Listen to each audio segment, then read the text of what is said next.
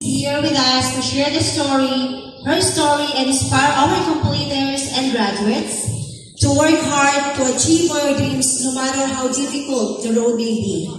And today, we are so blessed that she really found a way to be with us today, despite of her hectic schedules. Our respected guest is a native of our barangay San Agustin, Santa Rita, Pampanga.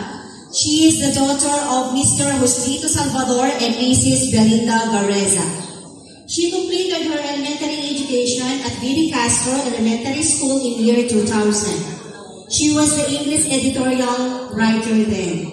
She finished her high school education here at Asset Center of Learning as first honorable mention in 2013.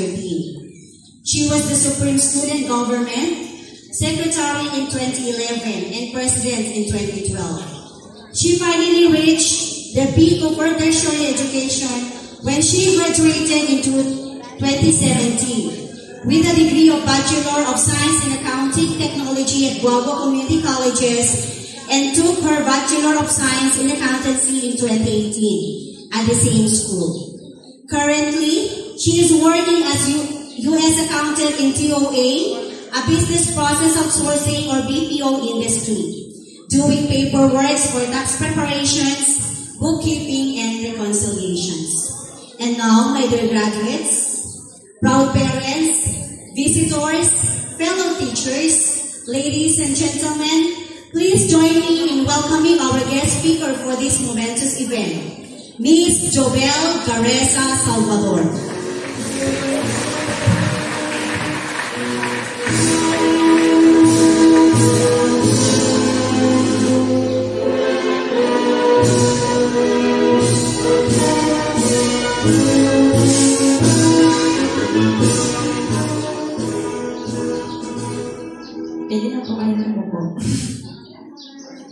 Thank you for that wonderful introduction, Ma'am Shirley. To the school principal of ASA Center of Learning, Ma'am Maria Sandra Cristina Lagman, head teacher, Sir Claro Zapanta, faculty members, graduates, barangay captain, Honorable Joel Ronquillo, and barangay officials, guests, parents, a pleasant morning to everyone. I would like to express my deepest gratitude for having me today as your guest speaker. Today, I am not only congratulating you, the graduates, who successfully completed the additional years of learning in high school, but I'm also congratulating your proud parents and relatives who have been waiting for this momentous event.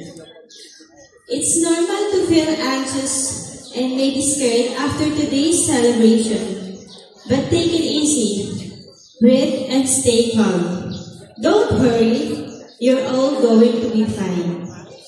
The K-12 curriculum has a purpose, and that's to make you all more ready and more equipped to join the workforce or enter college. Now let me ask you graduates, are you ready to go out there and face life challenges? If yes, that's good.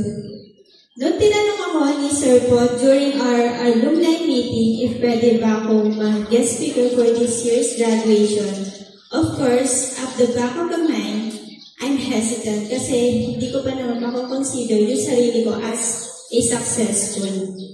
Pero, I grabbed the opportunity kasi it will only happen once in a lifetime. And I know it has a purpose, that is to inspire others to strive harder in their lives. 10 years ago, I was like you. I also felt nervous and excited. Naalala ko yung first time na pumasok ako dito sa school. We only have 7 or 8 rooms. Pero ngayon, sobrang dami na ng room, so nakakapanibago talaga. Yung dating isang session composed of 60 students, siguro ngayon, almost 3 sections per year level na. Tapos pag mag-flag ceremony kami doon pa sa ilalim ng manggahan. Then, pinaka nagustuhan ko dito sa school na nag-aaral pa ako is yung uniform. Kasi way back then, yung uniform namin is color pink, then royal blue skirt, then may necktie. Kahit konti lang kami dito nag-aaral mo sa school, we have unity. And then, we are happy kasi kahit simple lang yung buhay namin noon is masaya kami. Kung ating iisipin, sobrang layo na lang narating ng ating paaralan. Masaya ako sa pagbabalik ko na lahat nag-improve mula facilities, number of students, and even number of teachers. I salute sa lahat ng principal na tumulong upang ma-improve ang ating paaralan. Success begins with a strong foundation in education. From high school to college, naging scholar ako from different organizations. Through scholarship, I was able to finish my studies. Having 2 degrees, BS Accounting Technology and BS Accountancy. Through ups and downs, I stand firm for my dreams and grab all the opportunities that comes along the way. Kapag naalala ko yung lahat ng pinagdaanan ko, I'm still amazed of myself. Kasi paano ko ba nalagpasan lahat ng pagsubok na dumaan sa buhay ko? Siguro, para sa akin, yung eagerness ko sa sarili ko na despite all the challenges na hinaharap ko sa buhay namin, kahit hindi kami financial stable noon, ay nag-strive harder ako to finish and achieve my dreams. Merong times na naranasan ko talaga yung manghihirap ako ng baon sa mga friends ko. Kasi dati talagang kulang kami sa pera. Nag-working student din ako. Nag-resign ng damit kasi sakto lang yung budget namin sa pang-araw-araw. Minsan papasok lang ako yung saktong baon, then pack lunch para makatipid at may magamit ako sa susunod na araw. Naranasan ko din yung manghiram ng books, sa kakilala ko kasi hindi naman lahat ng pagkakataon afford ko makabili ng books. Pero yung challenges na pinagdaanan ko sa buhay ko, ginawa kong motivation to strive harder and be better as an individual. Our dear graduates, life isn't a competition. You must start within yourself. Turn your weakness into strengths. Discover your talents and abilities. We are different from one another. In today's generation, everyone aims to be famous. Be the individual who aims to inspire and motivate others to achieve success. You only have one chance at a time. Anything is achievable if you are determined to make it possible. If you haven't asked yourself, ano nga ba talaga yung pangarap ko sa buhay? O ano nga ba yung gusto kong gawin? Most of the time, we already knew our ambitions and dreams within us, but we're afraid to admit it. And it's because we're afraid to fail. But we're afraid of what others would say if we fail. Mas marami yung takot na may masasabi yung iba sa atin kaysa yung takot na mangarap at bigla tayong madapa. Kayo, ano ba yung takot na handa niyong harapin? Para sa akin, yung takot na handa kong harapin is always to take risks sa bawat opportunity na dumating sa buhay ko. Yung tipong gusto ko nang itry, then kung ano man yung outcome, good or bad, it will serve as a lesson para sa akin. No matter how people turn me down, I don't mind because my main priority is to achieve my goals in life. I believe everyone has something within us that could be a gift to the world. And always remember this, that you are stronger than your fears. Reality begins when I started working. Being a breadwinner wasn't a choice, but I foresee it as a responsibility. A in a manufacturing company as an accounting staff for 3 years with a minimum daily rate salary, weekly payout, and monthly allowance of 3,500. Siguro mapapaisip kayo kung paano ko nga ba may pagkakasya yung sahod ko na 420 pesos a day para sa pang-araw-araw na gastusin namin. Masasabi ko lang is yung tamang budget lang para may pagkasya ko yung para sa pang-araw-araw namin.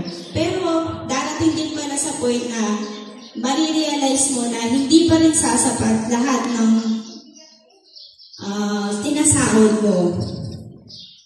That's why I decided to change my career path and leave my first ever job.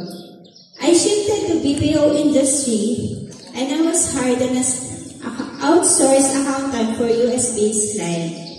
Currently, I've been with BPO industry for about 1 year and 4 months. Masaya ang tupad unti-unti.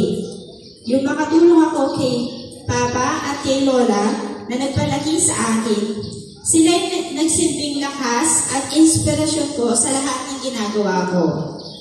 Kaya payo ko sa inyo na mahalin nyo ang magulang nyo habang kasama nyo pa sila before it's too late. Kasi ako, I myself experienced a broken family. Actually, I have 2 mothers, my stepmother and my real mother. Yung real mother ko, hindi ko siya talaga nakasama ever since. Then, yung stepmother ko is, she died when I was in grade 4. Then my mother died in year 2017. That was a heartbreaking moment para sa akin kasi hindi ko nakita at nakasama yung mama ko kasi naghiwalay sila when I was a baby pa lang. Kaya kayo na habang kasama niyo pa yung mga magulang niyo, cherish every moment kasi hindi naman all the time kasama natin yung mga magulang natin.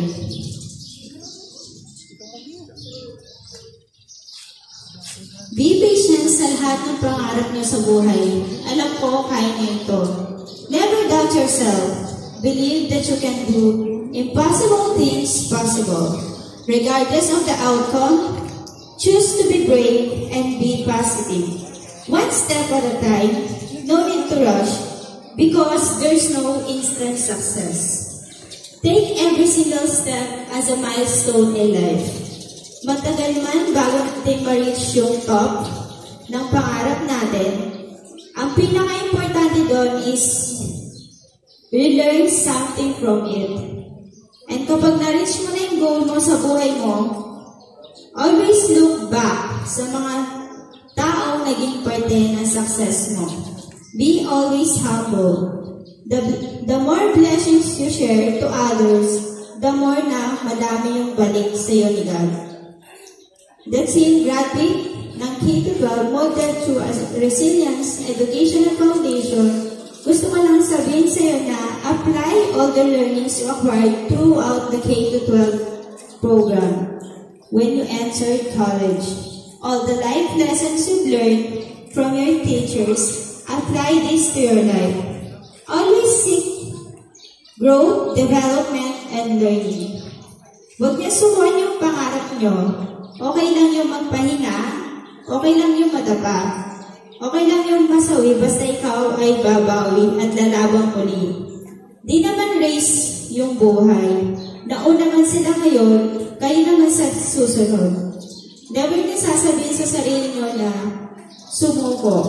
Maging mas diskarte at matapang kayo, gano'n mang kabigat yung problemang dumaan sa pag-aaral man, personal o work man yan, huwag niyong tambayan, daanan niyo lamang.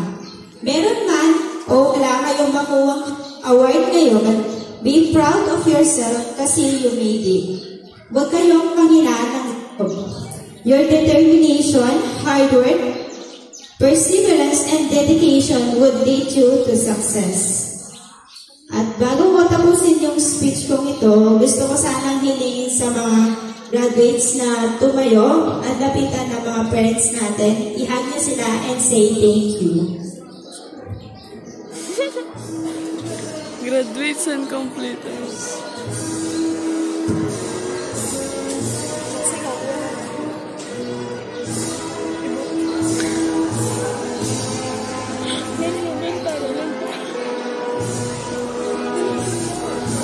Ilati na lang yung completers.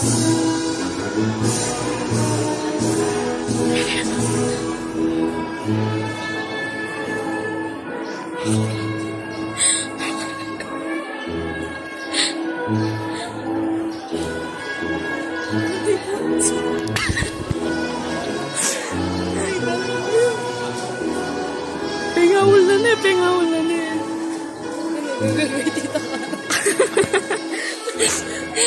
Uy, stop ko na yun eh.